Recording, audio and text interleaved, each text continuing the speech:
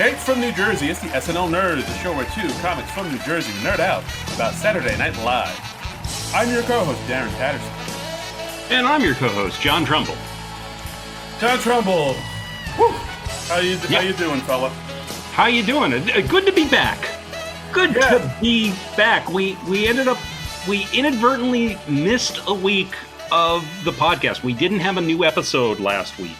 We recorded a new episode, or we attempted to record a new episode, but it never ended up happening because our producer said the recording quality was, what did he call it? Bad. Yeah, I think it's a technical term. I mean, we could get into the whole story about it. It was quite the odyssey that happened to us, folks. It was quite the comedy of errors. Okay. So, I mean, Darren, why don't you start the story? Because it kind of starts with you. Yeah, this is all my fault. So basically, I'm not going to say it's your fault. I'm saying it starts with you. No, we can say it. It's not all my fault, but a good chunk of it lands on my big meaty shoulders. All right, so Darren had to repair his laptop last week. Yeah, there was something wrong with like the hinge of it, like the bezel or something. So like I took it to my computer guy, and they were like, "Oh well, we got to order the part, and it'll take a while. It'll take us at least a week." So a few days before we were going to record this podcast, I knew the laptop I usually use was going to be out of service. So I noticed that I had the laptop I usually do my work on for my job, which it's a smaller laptop. It's a cheaper laptop, and I basically use it to sort of connect to my computer at work. So it's like I basically use it as a conduit to a better computer, as it were. I see. But like I thought that the laptop I had would be strong enough to record an episode on. I even tried it out on Audacity, and it seemed to be going okay. So I was like, all right, great. I got a laptop to record the episode. Hot dog. So Sunday rolls around. We have a guest on, and I go to use my laptop. I put on Audacity, and we usually record through this program called Zencastr. And as soon as I loaded up Zencastr, I got this warning message saying, "Hey, this computer might not be strong enough or not have enough storage to record on Zencastr. Just letting you know." And I was like, "Oh, well, that's concerning." And Darren was like, "I don't fucking care about that stuff. I'm going to record my podcast." I'm Darren fucking Patterson. You do what I say, computer. Right. Get out of my way. God. Right. So like when we were recording, like Darren is dropping out constantly. There are points where I cannot hear Darren at all, and I'm like hosting the recording of this, and Darren and our guest John Schneider from the SNL Stats podcast, who we will have back on the show as soon as possible. Apologies to John. There were times when both you and John were speaking at the same time, but because neither one of you could hear each other, you had no idea the other one was speaking. Yeah, that was frustrating. So so I was going in and out, like everything was freezing up on my laptop. It just couldn't handle like Audacity being up and Zencastr. It was just like too much. So like I just got frustrated and said, "Hey guys, all right, look, my laptop is just not up to par here. So what say I go to the studio that we usually record in, and we'll record from there. Just give me about 15, 20 minutes and I'll be there." Yeah. So we pause our recording for like a half hour so Darren has time to drive to the studio. I make myself a little lunch, and John comes back on later, and then we attempt to record again, and it goes no better. It went a little better. We got like a half hour out. Okay. Yeah, we had like so many different chunks of attempts to record this episode, and it would have been just so much work for our super producer Frank Ablaui to weave together. And like after we sent all the elements, and it was literally like a half dozen different chunks of attempts to record this episode, and Frank gets back to us and he's like, "Yeah, Darren's recording is really bad. I can't hear him at all." Yeah, it's like basically us giving somebody a broken vase, like, and just giving him all the pieces and being like, "Hey, can you put this back together?" Yeah. So it would have been like a lot of me talking to John Schneider from the SNL Stats podcast, and then like long stretches of silence where it was Darren. So it's like, and we couldn't really edit Darren out of the episode. That would have been weird. And we didn't have time to attempt to record it again. So yeah, it just we just had to chalk it up to one of those things, and it's now the great lost episode of Yeah, the I'm. SNL Nerds podcast. Yeah, so yeah, and after that, I don't know, just going through that, it was like my own. I mean, I don't want to compare it to Vietnam, but I'll compare it to Vietnam. It was like my Sure, mom. yeah, no, it's totally analogous to Vietnam. Yeah. Yeah, it's the same thing. Fighting in a needless war, recording a Hmm. podcast, same Hmm. thing.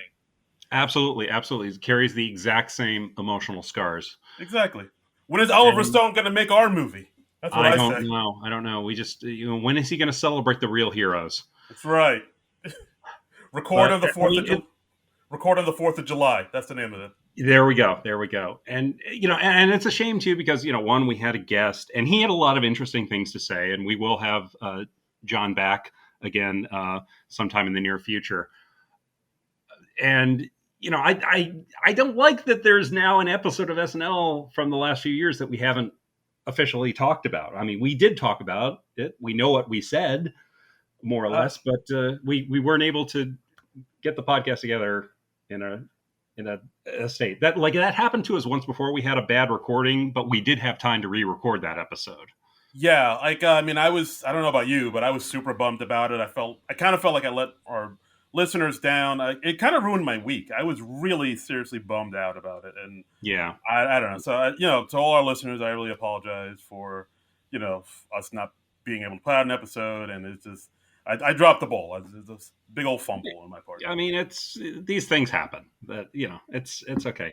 I mean, like briefly, I remember thinking that the John Krasinski episode was okay. It Uh, had some sketches I really liked. It had some sketches I wasn't too nuts about. But in that regard, it was kind of a typical episode of SNL, I think. Yeah, for me too. Like overall, I thought it was okay. I thought Krasinski was a good host. I think, Hmm. if I recall, I remember we both liked the Ratatouille sketch, the 10-1, just because it was so oddball and weird that it kind of Yeah. worked.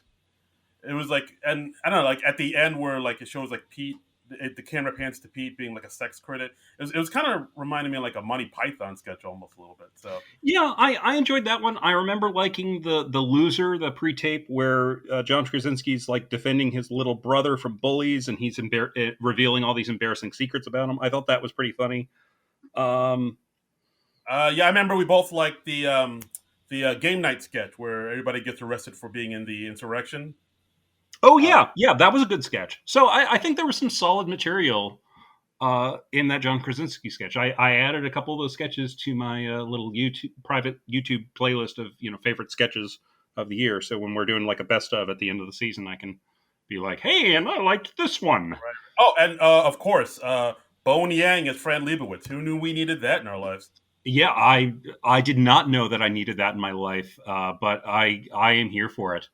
And I also really I remember this was much to your surprise. I really liked Machine Gun Kelly's musical segments. Yeah, I didn't picture you as like when I heard he was going to be a guest. I really thought, oh, I don't know if like Trumbull's going to like this dude. Hmm. And you said, oh yeah, I really liked him. I was like, wow, I thought Yeah, I knew your musical taste, sir. Apparently, I do not. You're a I mystery. mean, yeah, I wasn't real familiar with Machine Gun Kelly before this. I knew his name, and that was probably about it. I'd heard of him, so I was coming to him pretty fresh, and I remember liking his stuff. It slapped, as the kids say. Ooh, look at you knowing it with the vernacular.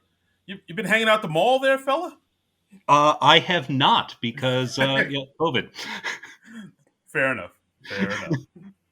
I just imagine you like, hang with like a skateboard under your shoulder, plaid shirt, backwards baseball cap, hanging out with the How rag do you dude. do, fellow kids? Yes, exactly. Yeah. What up? What up, y'all? Wanna skate by Hot Topic and I don't know, slap a doobie?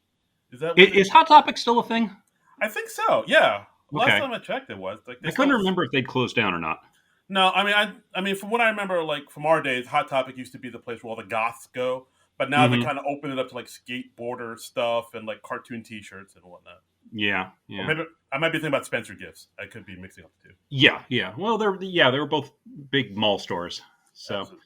all right. So that was our capsule review of the John Krasinski Machine Gun Kelly episode, and so I guess we should barrel ahead to the theme for this week's episode of the SNL Nerds, the Dan Levy Phoebe Bridgers episode. This was season 46, episode 11. It aired February 6th, 2021. And this was actually, our friend John Schneider from the SNL Stats pointed out, it's the 900th episode of SNL.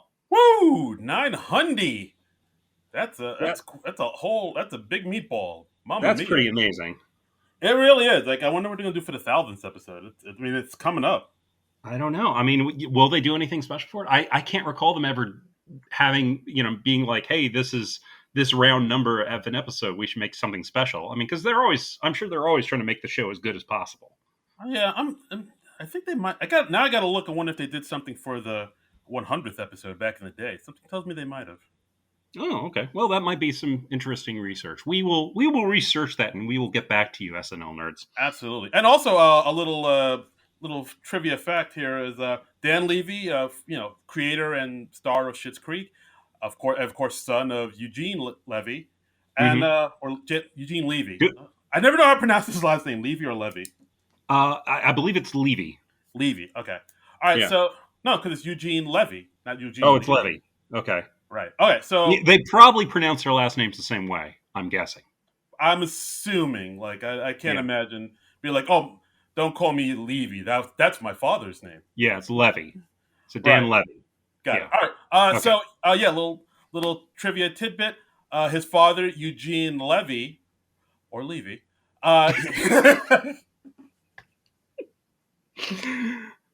We should really learn how to pronounce people's names before we talk about them on a podcast. I don't think we should. I think it's funnier this way. Okay. Then fine. Eugene Levy or Levy. He was scheduled to host SNL back in 1985 with John Candy and musical guest Hall & Oates.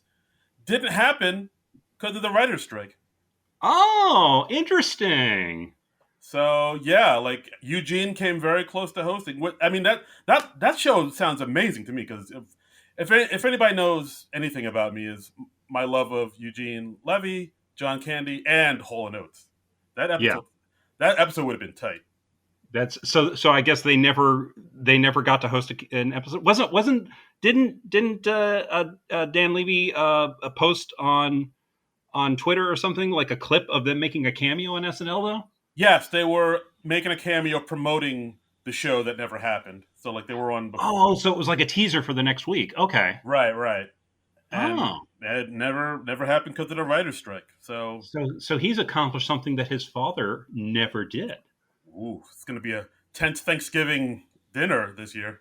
Yeah. Mm-hmm. Okay. Well, and you're a Schitt's Creek fan, right, Darren? I am, yeah. That's something I got into during the quarantine, during the lockdown. I really enjoy it. I'll admit the first few seasons aren't, are a little slow, but I can see why they're slow because like they're trying to like sort of build their characters up and really, be really invested in who they are.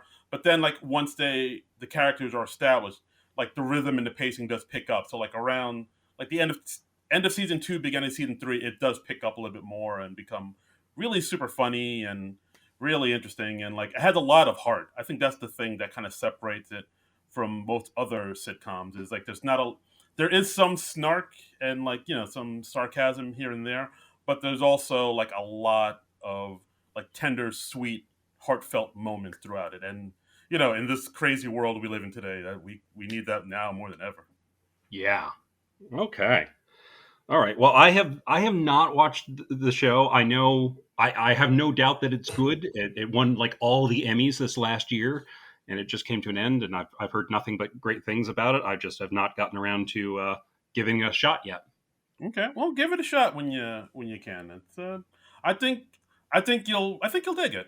Yeah, I'll say that. What is it on? I can't keep track of what service everything is on these days. It was on the Pop network, Uh-huh. and I think that's like a Canadian network, but then it went to Netflix, and once it got to Netflix, that's when everybody started to really watch it. So you can watch it on Netflix.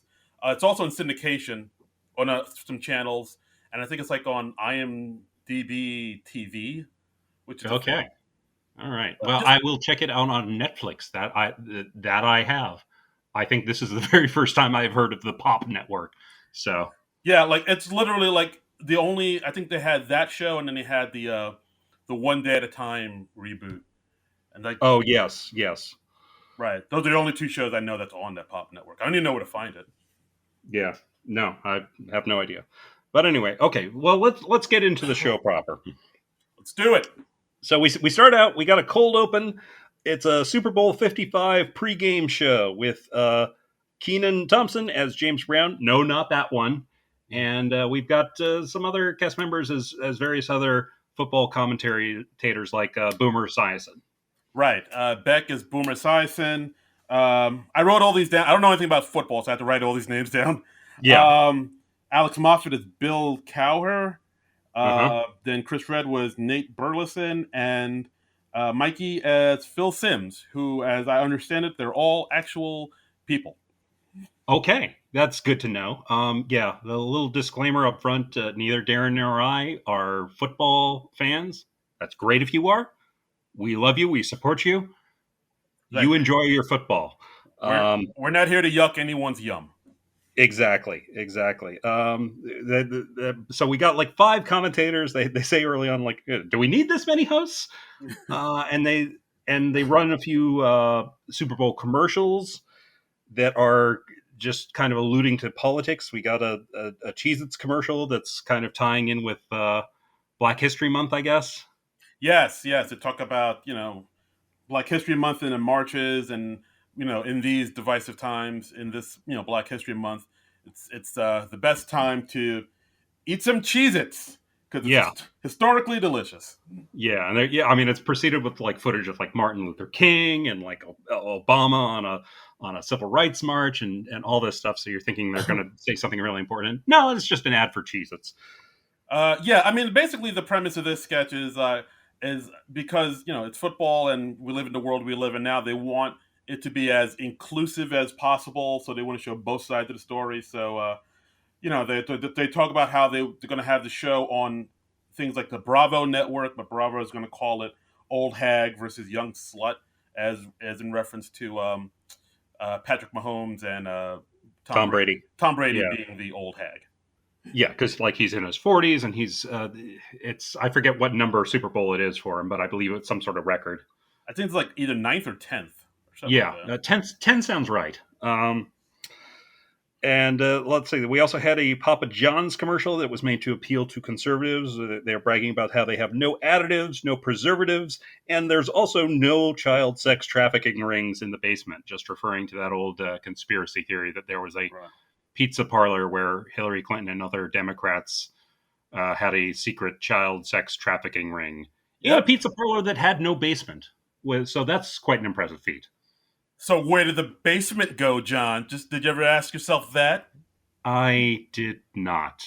There, there you go, man. See, it just blew your mind wide open. Yep, you've opened my eyes. Yeah. So yeah, and of course they say, "Sorry, libs, no child sex trafficking in this pizzeria. If you want that, you got to go to Hillary's Pizza. Yeah. Come in with your special coupon." And we had a Budweiser ad. There were like two Budweiser ads that were just doing both sides of the COVID vaccine. Like one was pro, one was con. Right. And we had A.D. Bryant as both teams' coaches.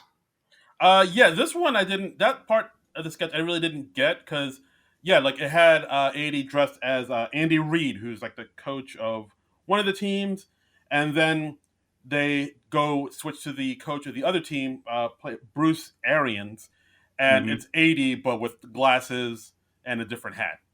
Right. And it took me a while to like say, oh, do these two coaches look alike? And I Googled it and looked it up, and yeah, the two coaches do look a lot alike. So I think that, like, if you didn't know that the two coaches look quite a lot alike, like both older, overweight, bald white dudes, except one Uh-huh. has glasses and one doesn't, then that joke might go over your head a little bit. Okay, yeah, and it kind of did. I think that it was just the gag was for me was like 80s playing both characters, and she has to do quick changes while they cut away to the other people talking, and then of course they ask a follow up question to the first coach, so 80 has to very quickly change again. For the cold open, I thought it was kind of weird and meandering, and it was impersonating a lot of people that I don't know of, so it didn't really work for me. I was not the target audience for this. Okay, no, fair enough. I mean, I'll give it points again for it not being a political cold open, which we Uh huh. got inundated with, for the past few years because we had a maniac in charge. But yeah, for the most part, this one kind of was like a bunch of different ideas kind of thrown into one sketch. Because like at first it goes into the inclusivity parts about where the show will be aired, like on Bravo and the Nickelodeon thing, and then it goes into the Yeah. commercials.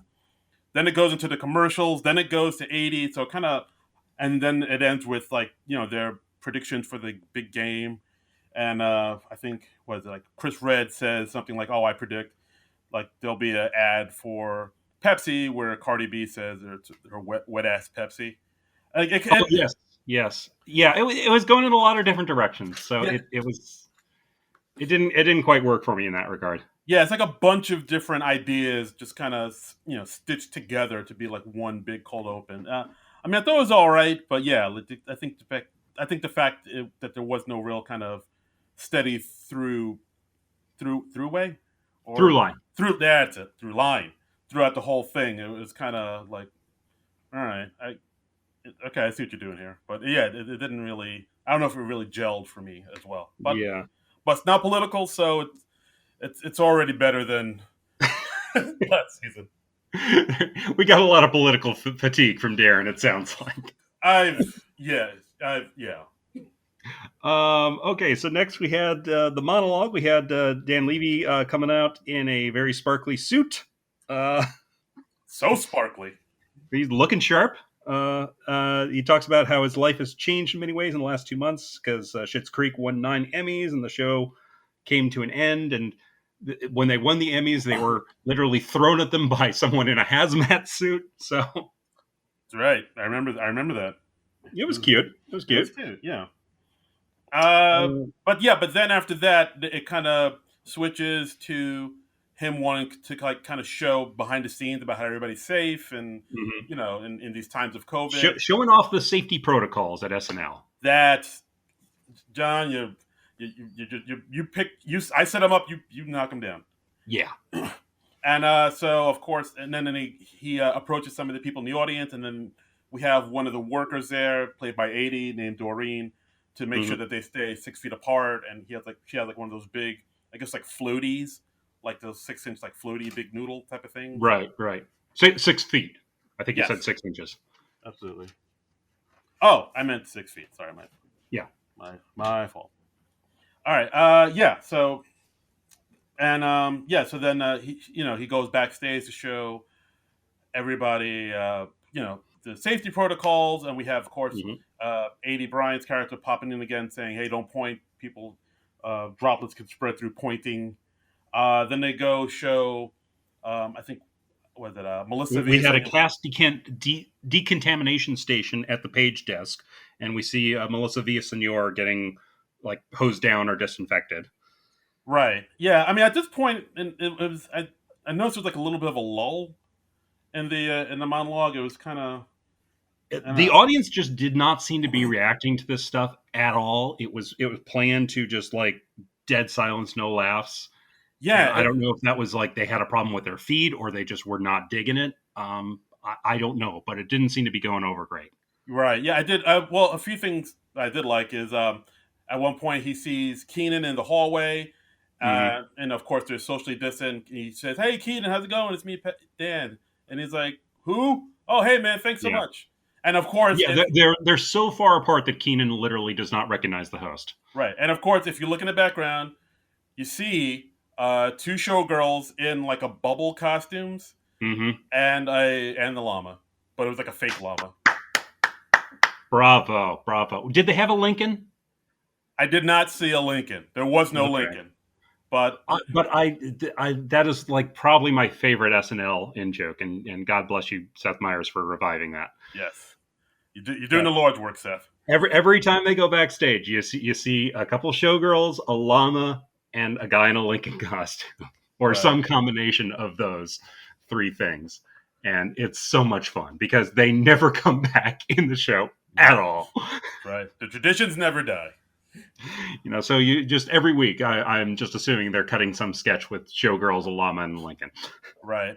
So then, as Dan walks through the hallway, he's about to point to an old picture of Catherine O'Hara from the Mm-hmm. '90s, back when she hosted, and then of course with the '80 kind of slapping his hand, saying no pointing because that's how droplets are spread, and like that Yeah. didn't get played to any laughs. But the biggest laugh of this monologue is when he turns a corner, he sees a man in a plastic cube. That man, his Mm-hmm. dad, Eugene Levy or Levy. Yep. Yeah. Eugene Levy is saying like, "Hey, I flew in from L.A. and now I'm in a plexiglass isolation box because he didn't. He had to be quarantined after the flight." Huge applause break for the great Eugene Levy. Oh, hey, son. Hey. Mm-hmm. Yeah. Yeah. It's good to see Eugene on SNL. It's like, oh, yeah, there he is. Mm-hmm. Yeah, and I mean, I guess that's pretty much it. Then he just walks back on the stage saying, "We got a great show for you." Yeah. Yeah, this monologue, I don't know. There were some parts where I thought he had some funny lines in there, but it just wasn't getting like a strong reaction. Like when he walked through the mist, the antiviral mist, he was like, "Oh, Yeah.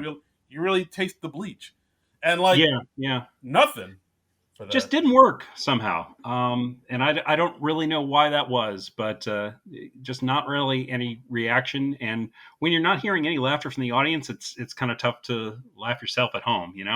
Yeah, no, absolutely. It's like it was a weird cold open, but I mean, but he had a lot of energy for it. You could tell he really wants this show to go off great. He has like a lot of positive energy, good vibes. So Hmm. I think because he's so charming and so in for the show being one of the best, I think that carried it over. Yes, yeah, I would agree with that. So next we had our first sketch, Universal Tram, with let's see, it was Mikey leading he's leading a tram tour through Universal Studios. Right.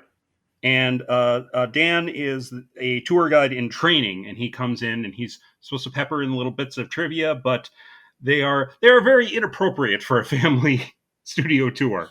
Right. So it's basically So basically, like I said, Mikey is the tour guide. We got Ego driving the tour, the Yeah, tram.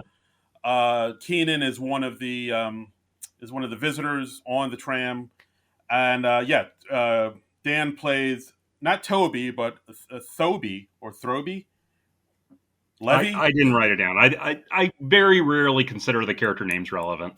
Yeah, this one I don't know why. Yeah, they chose it to be Thoby or Throby. It doesn't really come into play. It's just like a Yeah, quick little gag. But yeah, but but like he's this trainee who's super nervous. He's been there since 6 a.m.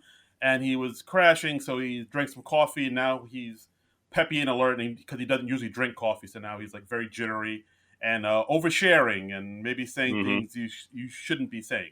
When they're going through the town square for Back to the Future, he says like, "Oh, interesting fun fact about Back to the Future. Like, why are Doc and Marty friends? Because Doc was actually grooming Marty to molest him."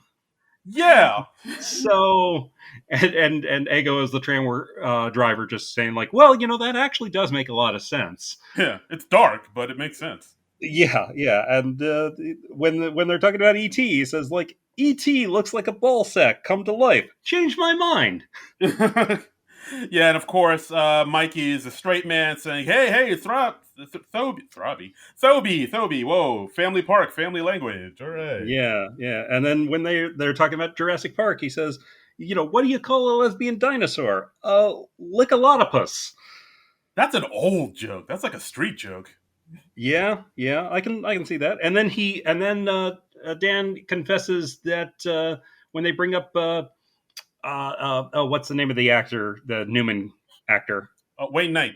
Wayne Knight. When they bring up Wayne Knight as Newman, he confesses that Wayne Knight is my softener, and he explains what a softener is. Yes, somebody when you need to think of somebody to make the Wayne go down. Yeah, yeah. Like instead of thinking about baseball, you think about a specific person, and yeah, that's unfortunate for Wayne Knight, I think. Yeah, I'm sure Wayne's like, oh, hey man, Yeah, I'm nobody trying. wants to be somebody's softener. Yeah, Wayne's like, hey, my oh, I'm sure his wife had been, no, honey, you're not my softener. You're Yeah, handsome. You're a well, handsome man. he's a handsome man and Right, a very charming man, which adds to your attractiveness. right. And I even like Um, I like that one line. Ego said she mentioned who her softener is. She said it was Mr. Bean. He's like, yeah, goofy dudes don't get a slick for me. yeah, that was something else. The phrasing on that, goofy dudes don't get it slick for me. I just, they had to run that line by standards and practices. It's a great line. You can't deny it's a great line. Yeah, yeah, and I liked how she delivered. She just almost threw that away. And then towards the end, we have Bo and Yang come in as Gru from Despicable Me, and it turns out that he's an old friend of Dan's, who got into coke and then ditched him for all his cokehead friends. So Yeah. So I don't know. What do you think of this sketch? I thought it was okay overall. The outrageousness of what Dan was saying kind of carried it through. Yeah, yeah. I mean, I like this sketch too. Like you said, it's mostly like Dan's charm and charisma and energy that kind of carried too. But it did remind me a lot of. Do you remember that one sketch, the medieval times sketch from the Adam Driver episode? It kind of had that same kind of structure where Uh huh. Mikey plays like the straight man, and somebody stands next to him and says all these outrageous things, and he has to be like, "No, we don't say that here. Chill out, man." And I then vaguely remember that. Yeah, yeah, and then Keenan was in the audience saying, "Hey, man, let him say what he wants." Like it had yeah. that same structure where like Mikey's a straight man, Keenan's the one reacting, and like the host is like saying outrageous, outlandish things. So probably the same writing team as before, I would guess. Probably, if I had to guess. But I mean, overall, like I said, because the Dan is able to carry it, and you know, goofy dudes don't get a slick for me. That's a funny line. Like I Hmm. enjoyed the sketch. I dug it. Yeah, yeah. I thought that was all right. Yeah. So next we had a pre-tape, Zillow, which was a commercial for Zillow.com, done in the style of a phone sex ad. Yeah, this one's getting a lot of buzz on the interwebs. A lot of people are relating to this. So we open up to this sketch where it looks like it's like one of those old phone sex lines from the 80s, or not the 80s, but like from recent time. They're like, hey stud, you looking for a new fantasy? And then of course they mentioned that now that you're in your 30s or late 30s, you need a new fantasy. You need to get off in a different way. Hmm. Zillow.com. And so it's like done in this. Because the pleasure you once got from sex now comes from looking at other people's houses. Right. And yeah, I mean, I thought this one was a home run. And it has all these cast members looking at their phones on houses on Zillow saying, oh, ooh, updated colonial with mature landscaping. Hmm. Oh. And I think that's the funniest part too. Like you see like Alex and Mikey like saying, "Oh, look at this house. I want to flip it." And just like Yeah. biting his bottom lip like, just people giving their O faces. It's I And towards the end, we had Cecily in there as the listing agent, and she's like constantly calling people, and she's kind of, I guess, the Zillow boner killer because she's got a very grating kind of voice, and she's just like, "Oh, here, let me tell you what this is going to cost." So right, that cuz was a neat twist at the end. yeah, I did like that cuz like in the commercial they say, "Hey, if it gets too realistic, it's too hot, you just, click on the contact agent button to, take down this sexy fantasy." And of course, Hmm. it shows Mikey clicking the contact agent, and of course, like you said, Cecily calls back as Donna Lassieri from Remax, saying like, "Hey, you're interested in the house? When you want to see it? I can't do Sundays." And Yeah, yeah. So just kind of breaking you out of the fantasy, I guess. yeah, very much so. And yeah, this sketch I like quite a bit. I like I said before, a lot of my friends online are relating to this in a weird way because I don't know, like after when you hit a certain age, you do, instead of looking at, I guess, pornography as much as you used to, you look at like house listings, which I guess is like like you said, like the new fantasy. Like back when you were younger, you used to look at all these super attractive people that you couldn't like normally hook up with under regular circumstances. Right. And That now it's you look at these amazing houses that you could never afford under regular circumstances. yes, that's the new kink. And So, I mean, I thought the sketch was great. I love that. I love the angle they took on it, and I don't know. This was a home run for me. all right, yeah, I liked it a lot too. I think I'll have to rewatch it, but yeah, I enjoyed it quite a bit. Next, we have Super Bowl Pod, which was a group of friends gathering together for their Super Bowl party, talking about how they've all been very safe, and they decide to take a risk and take their masks off. And little details come out over the course of the sketch of these hideously unsafe things they've been doing. Yeah. So it's basically like people like Beck saying, "Hey, I've been safe. I've been quarantining. I've been doing everything right. It's just me and my wife and my brother and my grandparents and Their nursing home, and their nursing home." And I think at one point Dan Levy said, "Hey, Adam, what do you do for a living?" And Beck's like saying, "Oh, I'm a mouth masseuse. Like I right? massage people's mouths. But I've been safe. I've been safe." Yeah, Chris Red says, "Oh yeah, I'm still doing my wrestling club." Kyle Mooney is still having random sex with strangers in the park. Raw dog sex. What's that? Raw dog. Raw dog sex. Oh yes, that's very important. Just because you get more sensation that way. Yeah. And then they decide to like they all disinfect their hands. And the host says like, "Hey, I don't want people to share utensils with this chili that I made." So they all scoop out chili from the bowl with their hands. Yeah, and they're eating actual chili with their hands, shoveling in their Mhm. mouth. Like so much to the point that there's one part where Heidi has a line, but I couldn't make it out what she was saying because she had a mouthful of chili.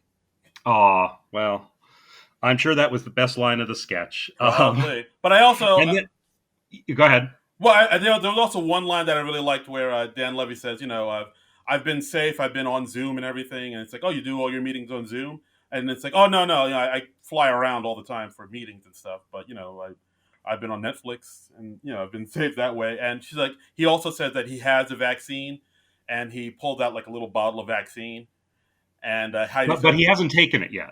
right, Heidi says, hey, are you going to take it? And he Yeah. says, yeah, I take it with me wherever I go. Right, right. And then, of course, everybody starts talking about how they can't taste or smell the chili. And then we have Kate McKinnon coming on as Dr. Fauci and talks about how you're like all of us. You're bored, horny, and borderline nuts, but you still shouldn't do things like this Super Bowl party. Right. And then to help her spread the word, here comes a hitmaker Psy, and then Mm-hmm. they all dance out to Gangnam Style. Whoop, whoop, Whoop whoop, whoop whoop. whoop whoop. Gangnam. How long ago was Gangnam Style? Like 10 years ago, maybe? Yeah, I think it was like 2012. Yeah, that's It was okay. that was a random. That was so random, that edition. And Yeah, I remember like the real Psy made a cameo in SNL like during his heyday. really, Yeah, he made. I don't even remember what the sketch was, but he came on at the end of the sketch and he got this big applause break and did Gangnam Style. And I think that was the first place I saw Psy. I don't think I had watched the Gangnam Style video before that. So I was like, oh, I guess this is a real person and he's very popular right now. oh, you thought it was like there's something they made up for the sketch? Or?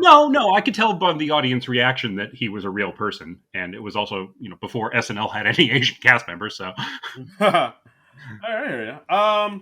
So I don't know. I thought this. I don't know. I don't. What do you think of this guy? Oh, you go first. I thought this. So it sounds like you liked it. I did. I did. Yeah, I guess I did. It was no, I did. It was like it was kind of weird. The way it ended again with ended with Yeah. almost like on a freeze frame, quote unquote freeze frame, and then Kate comes in as Fauci saying, "Hey, I mean, I guess some people can see that as being a little preachy, where it's like, hey, Mhm. we want all you guys to be safe and don't do this, and stay home miserable like without no friends because we wanted everybody to be safe. And now here's Cy. Yeah. I thought that was Kind of a random ending. Yeah.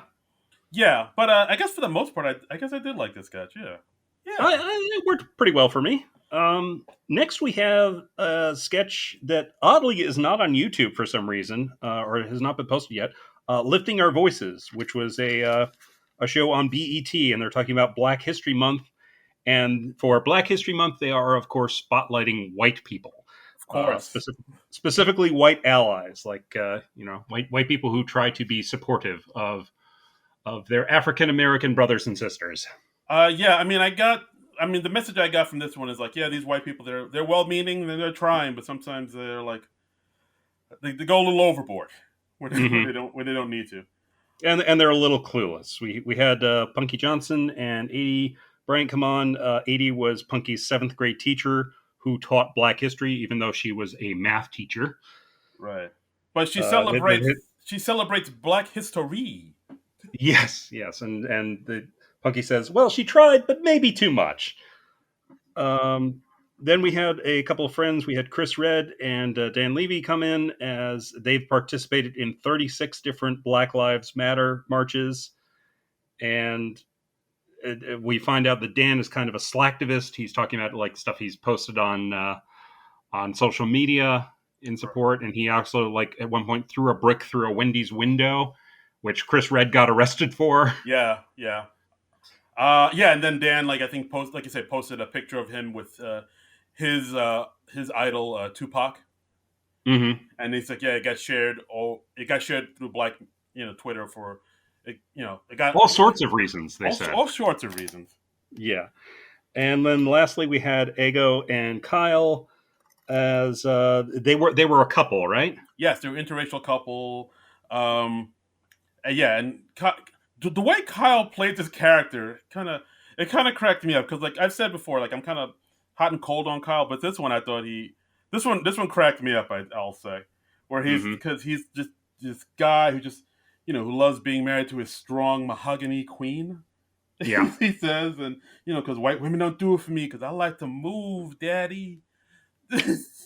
And you could see if you go back and watch. It actually is on YouTube. If you go back and watch this, Is it? It's not on the playlist for this episode on the I SNL account. now I saw it on YouTube like a few minutes ago. It should be there. Oh, okay. Well, But maybe I should hit refresh. yeah, but you could see like Ego is like really holding in like some laughter, like she's about to break.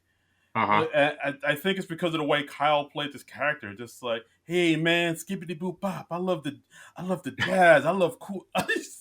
you know, I'm a simple man. I love grits and collard greens on the stove, baby. And of course, it's just Ego saying he's got a lot of money. Yeah, just kind of justifying it. So it sounds like you really enjoyed this one. Yeah, this one I got a kick out of. Like, I mean, I'll admit, like structurally, it was like them kind of hitting the same beat over and over again about these white people who are well-meaning, but like they can maybe go a little overboard or just maybe Mm-hmm. need, maybe some of their well-meaningness is kind of misplaced a little bit. They're But doing more harm than good, maybe. yeah, but again, I think it's the performances and the way the cast members are carrying it that help put it over the line a little bit for me. Yeah.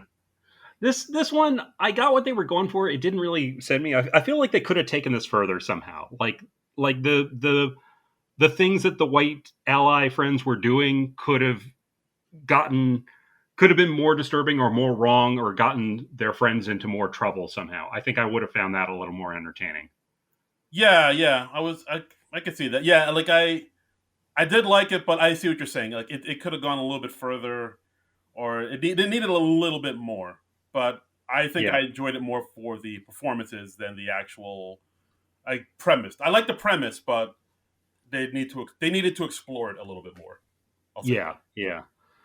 Okay, so next we had our musical guest of the week, Phoebe Bridgers, who I am led to understand is not the same person as Phoebe Waller-Bridge. I'm just as shocked as you are. I have no idea why that is. That seems needlessly confusing. Yeah, We should have a limitation on how many Phoebes we are allowed with Bridge in their last name. you got to change either your first or your last name, or add like Right. an initial in there or a number or something. Yeah.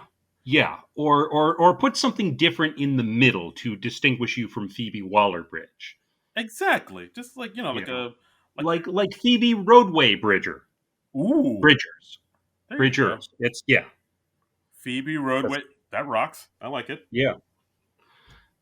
But so her first number was Kyoto, and she's dressed as a skeleton along with all of her band. Yeah, they all have these like these suits like the Cobra Kai kids had in the Karate Kid when they were chasing Yeah, around the gymnasium. like one of our Twitter followers said they were like the David S. Pumpkins backup dancers. Oh yeah, but without the big feather headdress. Yeah, I could see Yeah, that. yeah, without the skull faces. So I enjoyed her first number. I thought it was a fun, bouncy tune. She's got a nice voice. Yeah, like it definitely had like a '90s vibe to it, which I liked. Hmm. Almost like shoegaze type of '90s rock, but not quite. But yeah, like I didn't know much about her going in, but like I did enjoy it. I was like, oh, this is pretty good. I definitely got like a lot of '90s vibes, so maybe that's why Hmm. I enjoyed it. It was like a kind of a retro sound, but not quite '90s, but it's definitely evocative of that era. Yeah, and her second number was called "I Know the End." This was one of those songs that it starts out as like a quieter song, but it kind of builds over the course of it and ends up with her like smashing her guitar on one of the speakers on stage. Yeah, this is the one that like a lot of people are got a lot of people kind of raising their eyebrows at because I remember when I was watching this and I was like, oh yeah, guitar smashing. That used to be a thing. Hmm. I haven't seen a good guitar smashing in like forever. That's like Were you really starving for a good guitar smashing? I didn't know I was till I saw it. Hmm. And it's like that, just like you said, like it starts off very slow, like a ballady type of thing, and then it builds and builds and builds till it's just like total madness and anarchy. At one point, she's just like literally like just screaming like ah, and Yeah. as she's like playing the guitar, and then she's like smashing it on an amp, and then there's sparks flying everywhere. And I was like, oh shit, rock and roll, yeah, I remember this. It's been forever since we've seen a good guitar smashing. I'm Yeah. gonna say it's like since maybe Nirvana. Yeah. Yeah. I think it was was it on SNL or like some MTV awards show where Nirvana was playing and Chris Novoselic like threw his guitar up in the air and it came down and like smashed him on the chin. Yes. Oh, was it MTV? Yeah, that was like a. I remember that. Yeah, like I forget if it was MTV or not, but yeah, that did happen. Yeah, Where it was just this epic fail, and it just he might have. I don't think he knocked himself out, but he definitely injured himself. yeah, it was not well thought out. It was not good. He should have practiced that move a few more times. I don't know why he. Um, Yeah, I don't know why he stood directly underneath it. Like maybe take a step back. yeah, like how do you think this is gonna go, man? Take a step back and then reach out for your guitar because Yeah, that just it plummeted straight down. yeah. Like when he did that, when I saw him doing that, I was like, all right, what's the plan? Like, Yeah, are you yeah. gonna catch it at before it hits you, or I don't, dude. I think it's safe to say that that was the plan. Yes, I think I, he was planning to catch it. uh, But I liked Phoebe Bridgers' stuff. It was cool. I'd like to check out more of her stuff. yeah, I agree. I think. I mean, like I know she's been pretty well known in her in the Hmm. music area. She was like actually nominated for a Grammy not too long ago. I believe Best New Artist. But like you know, now she's kind of on like on a few more people's radar because of Saturday Night Yeah. Live. So And it looks like she's trending on Twitter right now. On my What's Happening, it says musician Phoebe Bridgers gains a wave of new fans after her guitar smashing Saturday Night Live performance, yeah, and she's got 35.5 k tweets. So oh, got that yay for Phoebe Bridgers! got that SNL bump. Yep, yep. So good stuff. Next we got the weekend update with Colin Jost and the Michael Shea. Shay. Hey. Hey. So let's see. I didn't have too many lines that really tickled my fancy in this one. We Oh. had Shay saying Marjorie Taylor Greene, and talked about how she supports a lot of conspiracy series. Conspiracy. Oh God, I Whoa. cannot talk. talked about how she supports a lot of conspiracy theories. And Che says, "I get it, lady. You're my type." Yeah, that was an okay line. Yeah. I like how Jost called our former president Trump the a formal social media influencer. Yes, that was a great burn. That got an applause break from the audience, as I recall. Yeah, Yeah, people were very happy about that. yeah, and of And course, I also liked how Che addressed the Morgan Whalen or Wallen or yes, Levy. yeah, SNL musical guest from earlier this season, Morgan Wallen. Tape emerged of him saying the N word. Yeah, And Michael Che just says, "Huh, I wonder who he learned that from." And then they put up a photo of Morgan Wallen standing right next to Colin Jost. another Jost is racist joke. I always love the Michael Che trying to get Jost canceled for being racist. Right, and oh, there was another Che joke I liked where he talks about a man who got arrested for trying to rob a bank because, according to the man, quote, he wanted to try something new. I like that. I like that attitude," said his cellmate. Yeah, yeah, dark joke. Prison rape joke. We went there. Hey, So, uh, um, yeah, and then we had some weekend update people come out.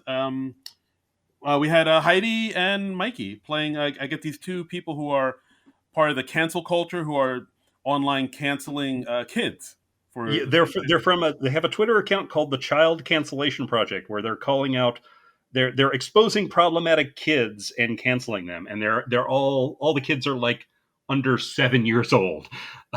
Basically the age where kids don't know any better, and they'll say something outrageous or possibly offensive, and they are canceling these kids. Yeah, like the one I liked is where they want to cancel a baby because when the baby was born, she cried after being delivered by an African American doctor. Yeah, There's, that was. I think that was the best joke. I mean, it kind of was talking about how, I mean, whether or not you believe in cancel culture, like how some people will always just pile on to the latest internet persecution of someone who does something wrong or offensive, and yeah, and that's a thing that happens. right. Well, I'm looking up right now. The characters are called Lowell Fitzroy and Janet Noonan, and Yeah, yeah, I like the premise of it because it is basically about how in this cancel culture we live in, people have kind of made that like their personality, and like right. just take it to the nth degree about canceling everybody for Like, everything. this is what I'm outraged about this month, and Ex- let's get this person for saying this horrible thing. no, and absolutely. and not that, like, actions have consequences, absolutely, and if you say something horrible, you should be willing to face the consequences of that and make amends if you can. But I do find it scary how quickly that internet outrage machine can work. I think about, like, there was that dentist, I think he was up in Minnesota, who hunted the lion, who killed this lion on safari. Right. And like, people went after the dentist office, and the dentist office had to shut down. So it wasn't just the dentist, it was all those people who worked for him at that office Yeah.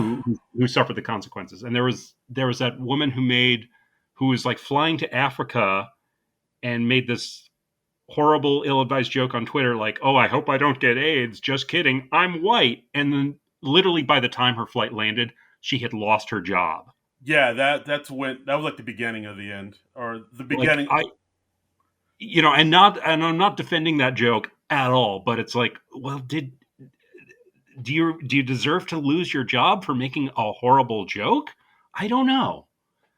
Yeah, I mean, look, I think I'm with you. Where like, I don't condone when people say things that are just out of line or just straight up wrong. Like, I think there should be Hmm. some consequences, but at the same time, I do find that some people kind of get like like a bit more pleasure out of canceling people than Yeah, they should. Like, they get like this feeling of superiority of like saying, "Oh, you said this. Well, I'm gonna make it my life mission to make sure you're broke and homeless and your family doesn't talk to you, right. by the end of the week." Like, they get it's like a power trip. It's like a drug in a way. They get so vengeful about it, and it's scary, and it's scary how quickly it can happen. I mean, literally in the time it took this woman to fly from wherever to wherever she was going in Africa. So in the space of like a few hours, her life as she knew it was over. Yeah, and And yeah, and it's just I find that as scary and in a way as offensive as her making that horrible joke. right. And I mean, it's like we said, but we're not we're not siding with right wingers or whoever. But No. at the same time, like we do understand there has to be some type of understanding, or like you don't want to go full cancel this person immediately after them saying like one thing. And I think, and also a lot of people need to sort of maybe do a little introspection and saying, all right, well, is am I canceling this person because this person really did say something offensive and they need to be held accountable, or am I getting some type of sick, perverse joy out of making sure this person's life is Yeah, miserable? yeah, like being. I mean, yeah, like being an internet crusader or a slacktivist or whatever you want to call it. I mean, yeah, it's a little scary. Yeah, wow, shit got real. Wow. Yeah, no, I don't know what the solution is. I'm just going to raise that and then move on. I'm just So, yeah. We don't know. I'm just a man in a talking in a microphone who doesn't know how to pronounce Levy or Levy. yeah, exactly. Same, same. um, so next we had Keenan and Chris Red as twins, the new trend. Who you've probably these are real people you've probably seen online. They're like these two brothers that play like these well-known songs that they've never heard before, and they react to them for the first time. They like probably the most famous one was they were reacting to Phil Collins's "In the Air Tonight." And we're hearing them like, all right, yeah, this is cool. Oh, listen to that drum break. All right. Yeah, and they've gone viral through that. So they've been doing the same thing with other songs that Mm-hmm. older people, absolutely know, and because I guess they're younger millennial folks. I think there's still teens or maybe early 20s. I've seen a few of their videos. Oh, okay. And yeah, so it's like I think there's one of them listening to Dolly Parton's Jolene for the first time. Where they're like, "Oh, Mm-hmm. all right," and I guess that was enough for them to be like, "Hey, let's make this into a sketch." So they have Keenan and Chris come out as them, and them listening to all these new songs, for the first time, quote unquote. And like, do they play the theme Right. song? They play the theme song to Friends, and they're like, "Oh, I've never heard this song before. This slaps." And of Right. course, Che is like, "How have you never heard this song?" It's like this is the theme song to one of the biggest shows of the '90s. It was on NBC, and I think at one point Chris was like, "NBC, what's that? Is that like an STD or something?" Yeah. Yeah. And then they played another song that they said had 8 billion views on YouTube. And I felt horrible because I was like, I don't think I have heard this song. Oh, the Baby Shark. Yeah. I have not heard that before. I I don't know how I've missed that if it's gotten 8 million views, but it's I've somehow avoided that song because I was like, I'm pretty sure I have never heard this. So, it's like a children's novelty song. I think okay. I have heard it, and it is pretty. It's super catchy, and it's a kid song that like just gets in your head. It's like the Barney theme song, like "I love you, you love me" type of thing. Okay. Okay. Well, And maybe I just never heard it because I don't have kids. I don't know. But I was like, I feel so out of touch now. yeah, and of course Che is like, "How have you never heard this song? It was everywhere." And it's like, "Yeah, I don't know. I've never heard this song." And then of Yeah. course Yeah. it goes to playing like the commercial for the Meow Mix jingle. Yeah. The jingle for that. And they're like, no, I never heard this. And then they do the ABC song. ABC, and they're like, no, what? Oh, I never heard this. Um, Yeah, and then of course they end with playing the theme song to Saturday Night Live. yeah. Yeah. And they were like, too much saxophone. Yeah, I can see that. I thought this was pretty fun. I thought this was okay. Like, 'cause part of me does think a little. I guess the cynical part of me does think like, have these kids really never heard this song before, or Yeah. is this like them pretending like they haven't just to play it up and for Yeah, views I and mean, yeah, stuff? you never really know if something like that is a put on or if it's a genuine thing. I thought this was cute, but I don't think it was quite as entertaining as watching the real twins react to songs. So Yeah, I could see that. Yeah, I thought it was cute enough, but it wasn't like it didn't bowl me over. yeah, so yeah, overall, I thought it was just kind of an weekend update. Yeah, I would say so. Like I mean, I always like Heidi and Mikey. Hmm. Um, yeah, like, but the cancel culture twin, the cancel culture couple that they were, I thought it was interesting, but I think it needed like a little like a twist or something to differentiate it from a little bit. I think I also listened to another podcast where I think somebody mentioned that his character Mikey Day was he's basically kind of like Jebediah Atkinson a little bit. Mm-hmm. That that Hmm. next, get out of here, you're gone, you're canceled. There were vibes of that, and yeah, I thought it's like, oh, that's a fair point.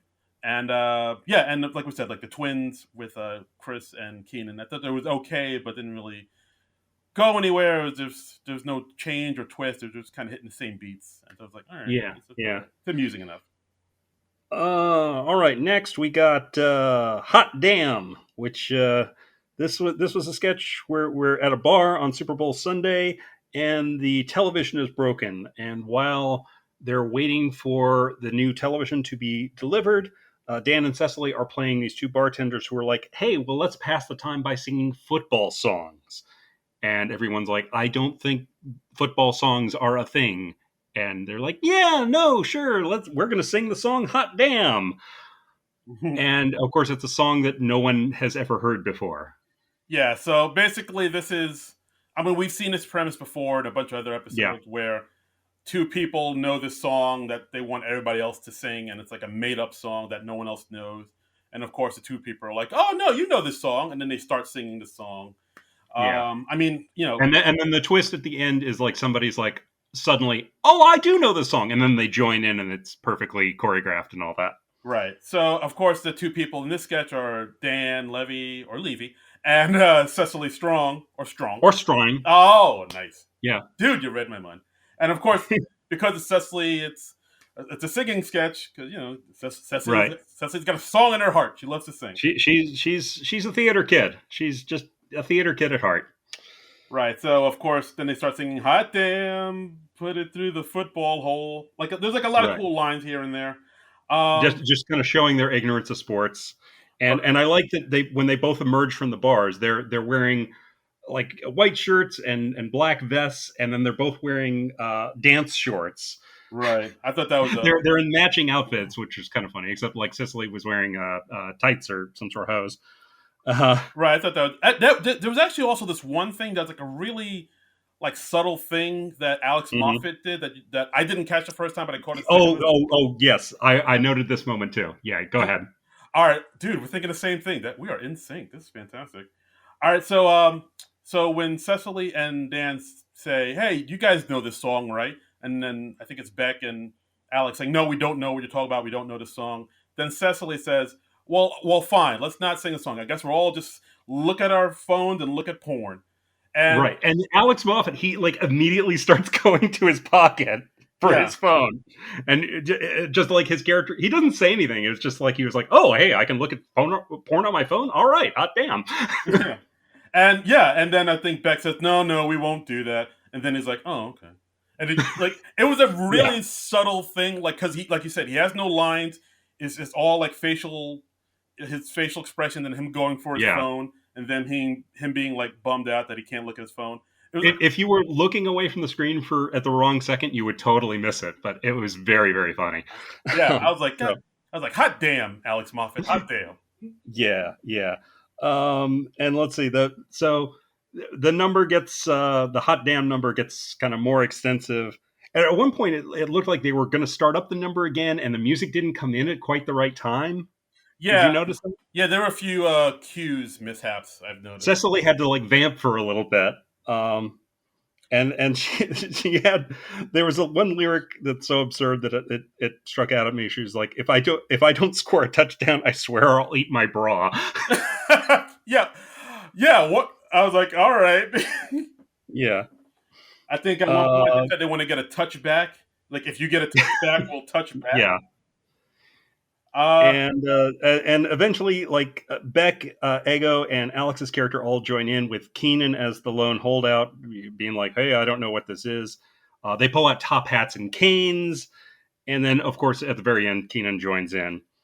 And then at the end of the sketch, Beck discovers that the TV was unplugged the entire time, and Cecily pulls a knife on him and says, "If you tell anyone, we'll kill you." yes. Then she brandishes a knife, and Yeah. like New York. And another funny thing is you can actually see Cecily like reach off screen and like get handed the knife by one of the prop people. So she doesn't like pull it out of nowhere, which is I'm sure what it was supposed to look like, but you can actually see her like grab the knife and just kind of hold it discreetly at her side. Yeah. Well, yeah. What are you? I mean, whatever. I'm believe me, I'm not complaining about it. I thought it was cute. I mean, because Yeah. this No, is it's fantastic. live TV show stuff like that's going to happen. Yeah. It's funny how like Beck just pulled a trumpet out of nowhere for that one solo, and then they all had hats Yeah, and top hats. I don't know. I think if you're a theater kid, you'll appreciate this sketch. I dug it, even though it is yeah. something we have seen before. I mean, I didn't like it as much as previous sketches they've done where they're pulling a song out of nowhere. Maybe just because we kind of know the formula of these sketches by this point, but it was cute. It was entertaining, and it was probably the most Cecily had to do in the show, so it was fun in that regard. Right. Yeah. It is like those other sketches where these two people sing a song that the other people don't know, but then I think they elevated it with like the top hats and the canes and the tap dancing Hmm. behind the bar. So I guess it kind of reminded me of like those John Mulaney musicals a little bit in that Yeah, respect, where they kind of up it. So it's like I guess a combination of two things we've seen before. But yeah. I just kind of enjoy it in the sense that like Cecily's one of those people who she's been on the show for so long now that she can just more or less do any sort of esoteric thing she wants to on the show, and it will probably get on. So I kind of enjoy that. yeah, yeah, absolutely. So I don't. Yeah, thumbs up for me. I'd say it was a cute little sketch. Hmm. Thumbs up for me too. Right. Next, Wedding Friends with Mikey Day and Ego Noadam as a couple getting married, and Kate and Dan Levy uh, coming up during the objections. Yeah, and basically, so they're not quite objecting. They're kind of being like passive aggressive about it. Where Yeah, they, that's a good way to put it. yeah, where they're saying like, "Hey, just want to make sure you're okay. Or just want to let you know you look gorgeous, Queen. This is your You are such moment." a rock star. We love you. And like, random question: does your mom like him? Yes, exactly. And Mikey eventually catches on to what they're doing, and he's like, "I'm sorry. Do I suck somehow?" Yeah, so it's like this big kind of passive aggressive discussion that their friends are having with her as she's getting married. So they're not Hmm. objecting, but they're not objecting. Yeah, and at one point they are texting each other during the ceremony, and they've not even turned off the sound on their phones, so you're hearing the blooping of messages coming through as they're giving their vows. The blooping and the clicking and the texting and the thing and the flam and the Yeah, flimmy. and finally it gets to the point where Mark, Mikey Day's character, just goes off at them on them, and he's so aggressive about it that they decide that Mark is hot now, so he's now acceptable. Yeah, this sketch kind of ended really quickly. I don't know if it got cut for time or if that was the actual ending. Eh, Yeah, I don't know. I think it was an ending. I thought it was all right. I thought the sketch was a little damaged because, like, okay, you're seeing Kate and Dan as the friends, and they're standing up for most of the time, but the extras in the scene playing the congregation, they're just kind of all dead eyed and staring straight into the camera and not reacting to anything that's happening. mm, And I think it would have been enhanced if they were at least like looking at the people who were speaking or reacting a little bit. But no, they were just like zombies. interesting. I didn't think to look at that. I didn't think to critique the I don't know. extras. It jumped out to me when I was watching it. But Um, wow. Yeah, I guess. Yeah, I didn't even think about that. Um, okay. yeah. Well, look at you making me think. Um, yeah. Oh, I'm sorry. I hate it when somebody does that to me. I didn't hop on this podcast, Mike, to think, John. I think you did. Yeah. I think No, I understand. I understand. I won't make you think again. please, the smoke comes out of my ears. I don't need that today. Yeah. But yeah, like again, this is like another sketch where I guess it mostly hinges on the performances, just because there's not Hmm. a ton there as far as like the material goes. So it's just like how charming do you find Kate and Dan Levy or Levi? Um, Yeah. Ooh. Third pronunciation. I, Oh, combo I breaker. know I'm just putting another one in the mix. Um, I yeah I the abrupt ending for me was kind of weird. I thought it kind of Uh huh. reminded me of last week when we had the the sketch, the Subway sketch, where they're talking about Subway sandwiches, and it was like Krasinski and Beck as the two guys. That sketch Yeah. that sketch ended pretty abruptly as well. It just like came to like a really quick resolution, and it was just done. This one was kind of like that, where they were like, "Oh, Mark is screaming at us now. He's hot. He's rail me, daddy," as which is a line Dan said, not me. But Sure. but yeah, it just kind of ended kind of quickly, and it was just like I don't know. It needed more. I thought this needed more. Hmm. I mean, you can see like Dan and Kate were up for it. They were charming enough, and they did what they could. But the sketch as a whole, I think, was kind of lacking. It worked well enough for me. Yeah, it was just good enough to get there. Okay. And really, isn't that what we're all going for? Just good enough to get there. That's what we strive for this podcast every day when we can record a That's podcast. right. And some weeks we even achieve it. Uh, lastly, we have the It Gets Better project. This was another pre-tape with we just passed the 10th anniversary of the It Gets Better, which was like reaching out to young LGBTQ people and just assuring them that even though life is very tough now, it does get better and you find more acceptance as your life goes on. Yeah, and this sketch I thought was pretty interesting just because it has Dan Levy or Levy or Levi in it, Mm-hmm. and it has the three other openly gay cast members in this sketch: Bowen, Kate, and Punky, which I thought. Yeah, I don't think I realized that Punky was officially out, but watching the sketch, I was like, oh, okay, I guess she's out. All right, No, no, cool. out and proud. Yeah. And yeah, it was basically like them. They were holding up old pictures of them, like actual old pictures of them, Yes. like Yeah. they were kids. And Bowen's character says, yeah, I like after I got out of high school, I stopped getting bullied by straight people.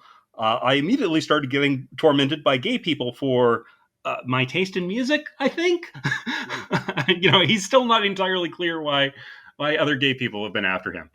Yeah, like I don't know about this sketch. I thought was okay, but I don't know if I totally got it. It seemed like the premise of it was, yeah, things get better as you get older, but like life is still life. So life gets better, Yeah. but it's still life. It's still like a little bit worse in a few I other ways. thought it got a little muddled. Like Kate's character, she's in a loving marriage and she's got two daughters, but her daughters have an iguana that apparently drives her nuts and has caused all sorts of problems. Like her urine has the iguana's urine, not Kate McKinnon's urine, has ruined her floors. Yeah, and of course, and then Dan Levy talks about how he doesn't get shoved in a locker anymore, but what does feel like getting shoved in a locker is income tax. I was like, Yeah. I I don't know. I thought like the message, like I didn't know exactly what the sketch was trying to say, really. I guess like life, even if you're not dealing with prejudice, life sucks in other ways. Yeah, I think that's Maybe. it, but I don't know if that's strong enough for a sketch. Yeah, I liked. I definitely think that Bowen's character was the funniest or the sharpest take. Where it was like, yeah, I'm not getting bullied by straight people. I'm getting bullied by gay people for stupid, uh, minor reasons. I kind of wish the whole sketch had things like that. Yeah, I think that's it. Like this part, it was more heartfelt, I guess, because it was Hmm. all the openly gay cast members and Dan Levy or Levi. But it was more heartfelt. But I think this sketch kind of lacked focus a little bit as to like what Yeah, exactly they're it trying to was a little say. muddled. I thought. Yeah, yeah, exactly. I mean, like I like that one line Punky had at the end where it says, "Don't when you're with your partner, don't wear basketball shorts because people will think you're the one that fights." I thought that was a Yes. good line, but yeah, but overall, like I didn't know exactly what this sketch was trying to say. Yeah. That was kind of. I didn't quite find the on ramp to this one. Right. So So this sketch was like, this needed a rewrite, or it just needed more focus or yeah, something. yeah. And there was also a cut for time sketch called Men's Cosmetics. Just watched this a little before we started recording. Fake commercial. They're talking just about they're selling like men's makeup in like very macho terms. And Yeah, Dan Levy Levinson, maybe. I don't know. I don't know anymore. He's like, yeah, this is makeup. You're selling makeup for men. Yeah, but like it's like no, dude, this is like dude, bro, concealer, and it's like they show Alex Moffat opening up a base like makeup, but it's in like a beer Yeah, can, like concealer or yeah. right? And he's like applying like blush, but it's from the blush is from a like a gun shaped Hmm. brush, like Yes. Yeah. um, but yeah, I really like this. It was quick. It's only like a minute 46. It's on YouTube. I really liked it. I thought it was funnier than most of what they had on the show this week. yeah, I would say so. I really dug it. I mean, interesting. It's interesting to see like Dan Levy or Levi or Levowitz, like sort of Yeah. before being himself, like kind of reacting to this, like normal people would, saying, "Yeah, you don't have to put it like this. It's guys can look nice too." Hmm. And that was it. Kind of also reminded me of I don't know. Have you ever seen stuff like this where you do see like you know regular products, but it's like kind of geared towards men? I swear that I saw this one day when I was in the supermarket. I was looking around and like in the aisle, I saw in the yogurt aisle there was like this one yogurt, but it was like yogurt for men, and it was in like a black and gray container, and I think it had like I swear I think it had like abs on it, or it was painted. It was painted to look like steel or something, and it was like Wow. dude yogurt, like yogurt for men, and I was like, I had no idea that yogurt was considered a feminine thing. dude, I forget I forget the company that makes it, but I know it, guys. If you're listening, tweet at us the picture. I know it's out there. It's like yogurt for bros, like brogurt. And I looked at that and I was like, how? Oh, brother, like how much do you need to have your yogurt look manly because you're afraid of how it'll look for you to eat? You put like a creamy white yogurt in your mouth. You're that like, dude, come on, man. I enjoy a nice yogurt. I'm just gonna say Yeah, it. yogurt's delightful. It's the I picked up some yogurt at the store last night. Yes, a lovely Yoplait, Yeah. some fruit on the bottom. It's tasty. Yeah, absolutely, absolutely. Mhm. I like the Chobani flip yogurts where you flip in the little crumbles and you got a little crunch with the yogurt. Oh, It's great. oh, that's fun. That's a fun Yeah, time. Yeah, like the little the yeah. Greek yogurt, the Okinos. Like Mm-hmm. Mm-hmm. Mm-hmm. you mix it in with like little the fruit compote, the Mm-hmm. the peaches and the strawberries and the blueberry. I mean, my, it is. I may have myself a yogurt as soon as we're done recording. Ooh, a nice parfait. Oh, ooh la la. Ooh, oh, you get a Ooh, little fruit mixed in with the strawberries and the blueberries with some vanilla yogurt and mwah! ooh, it's a cheat day. Yeah. Tasty. Where were they going with this? I don't know. We Le- just like yogurt, you guys. Levy. Levi. Levy, All right. Yes. tastes great. Less filling. Yeah. So that's the episode, guys. That's the Dan Levy, Levi, Levels, Yes, Phoebe Waller Bridgers episode. yes, Interesting. yes. We're good with names, you guys. The best. Interesting note. No Pete Davidson in this episode. No Chloe Fineman, and no Lauren Holt. Which I was like, oh, Pete does pop up in the deleted men's cosmetics sketch, oh, though. you're right. He does. Yeah, He has yeah. no lines really, but he is there. He is Um, there. He is appearing. He is like working out and doing stuff. yes, he's throwing the football through the football hole, Yeah. as it were. So yes, overall thoughts on this episode? You know, it was all right. It didn't have as much that I'd say blew me away than the John Krasinski episode did last week.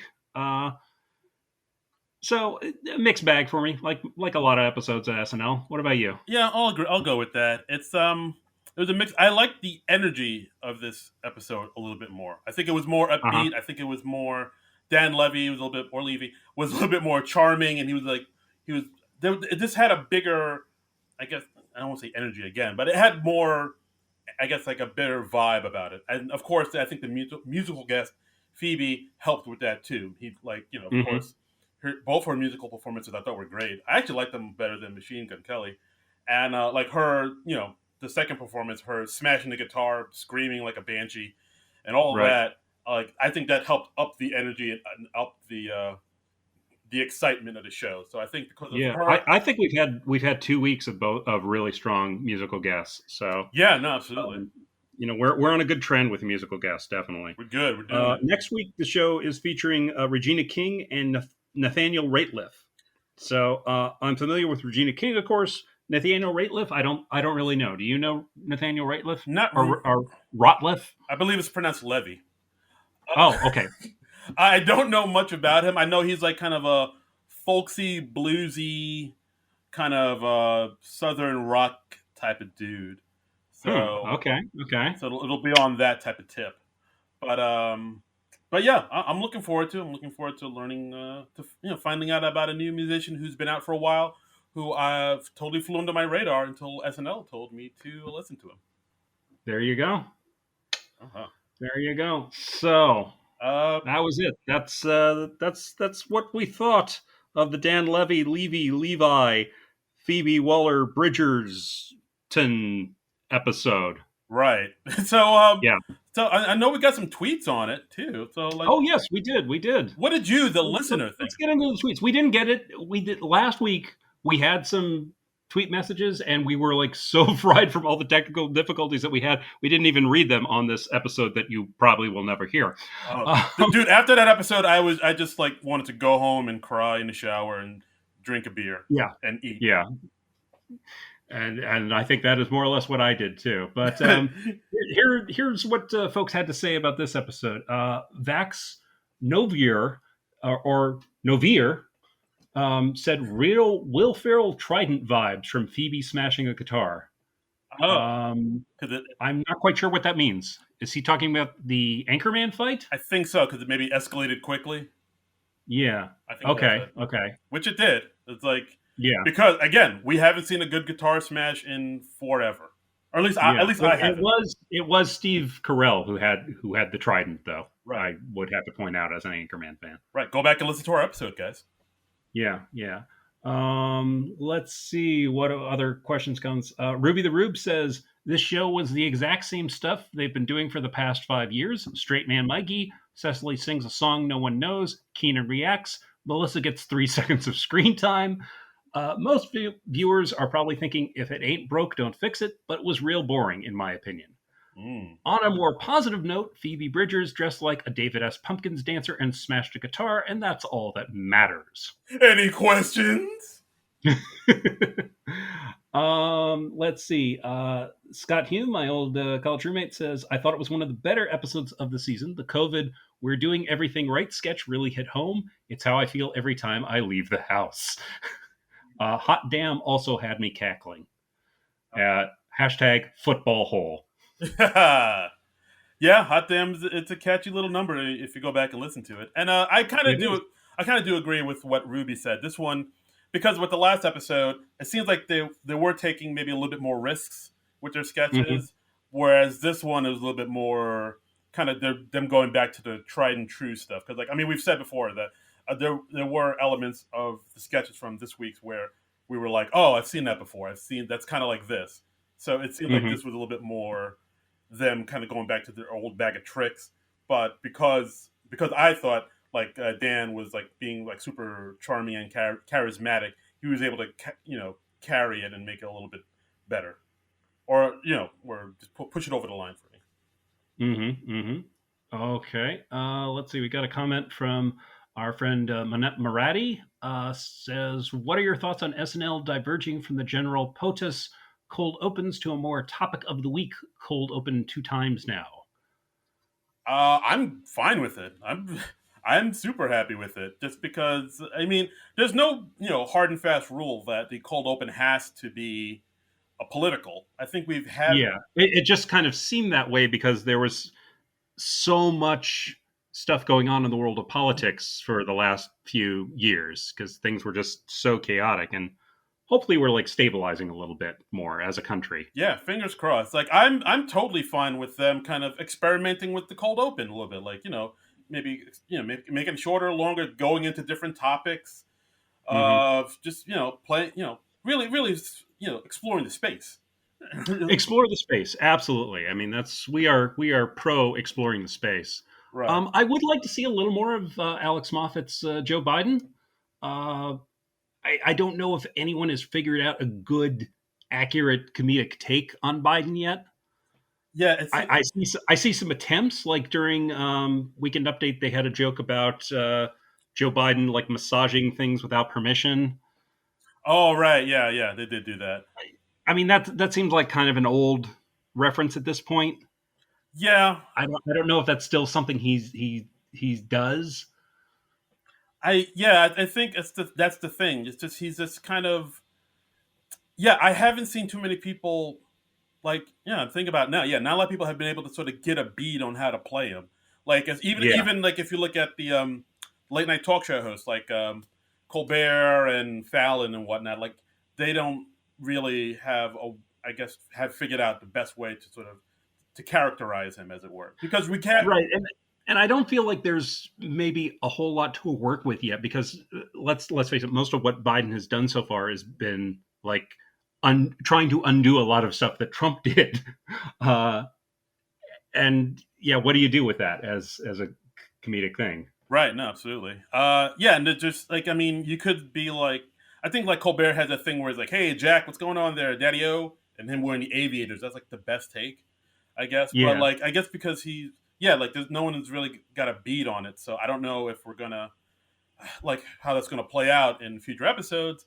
I mean, hopefully Alex will find the thing that kind of he's able to latch onto, and you know, he's able to sort of play Biden in a way that everybody will be like, oh yeah, that's what. And that'll be like the yeah, defining Biden. Like everybody else maybe go along with that. yeah. I mean, I'm just excited we have a cast member playing the president again. I mean, because it feels like forever since we've had that. It's been a minute. It's been like as long as I've seen a guitar smash on stage.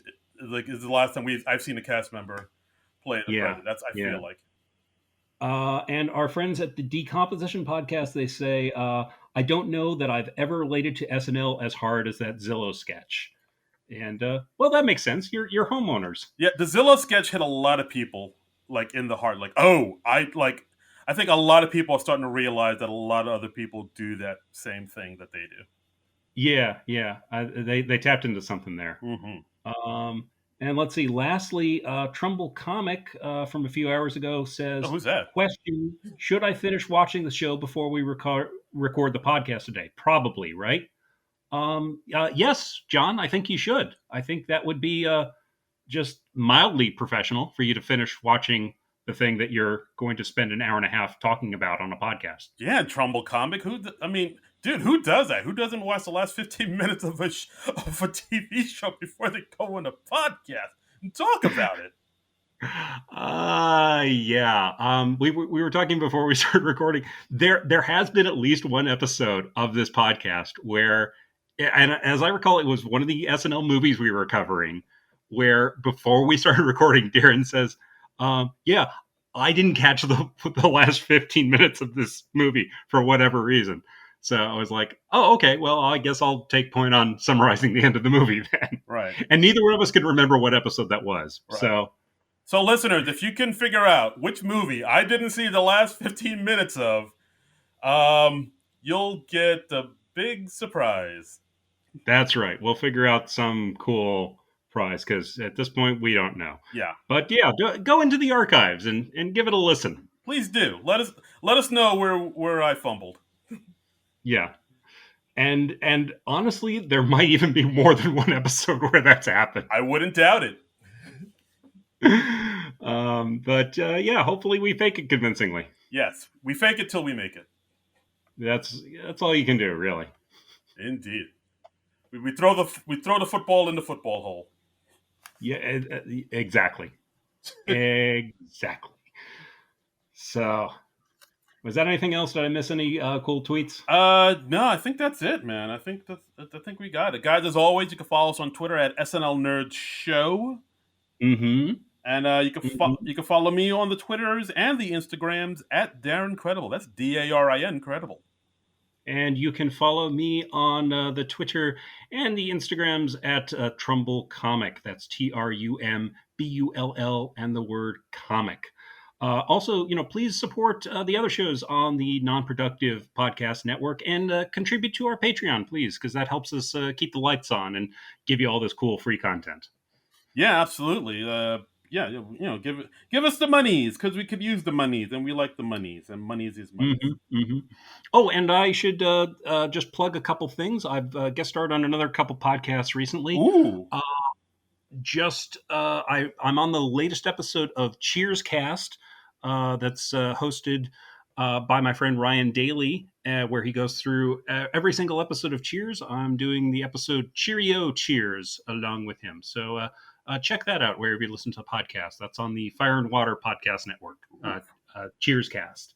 Fire. And I think by the time this airs, the latest episode of The Marvelous will have dropped, and I guest star on that with my friend Peter Melnick, and we're talking about the latest episode of WandaVision, which at the time we're recording this is the 5th episode. So if you've seen the 5th episode of WandaVision and you want to hear what I and Peter thought of it, check that out. That's the Marvelous podcast. All right. I'm going to check that out right after. It's the word Marvel, ISTS. So. Oh, I did not know that. Marvel-ists. Yeah. Marvel-ists, like scientists. Oh, look. All right, now I got it. That's clever. Yeah. I'm not saying marvelous. Okay. So we've had a lot of pronunciation problems on this podcast, and I just want to make sure we are absolutely clear. Right. It is Marvel-ists. It's pronounced Levi, I think. Yes. That podcast. Indubitably. Whoa. Yes. All right. And I guess that's the episode, guys. That's all we got. I think that's it for this week. So we will see you next week. Hopefully we will have no more recording snafus. So we'll see you next week for Regina King and Nathaniel Rateliff. But until then, nerds out! This has been a non-productive media presentation. Executive producer Frank Hablawi. This program and many others like it on the Non-Productive Network is distributed under a Creative Commons Attribution Non-Commercial No Derivatives license. Please share it, but ask before trying to change it or sell it. For more information, visit non-productive.com.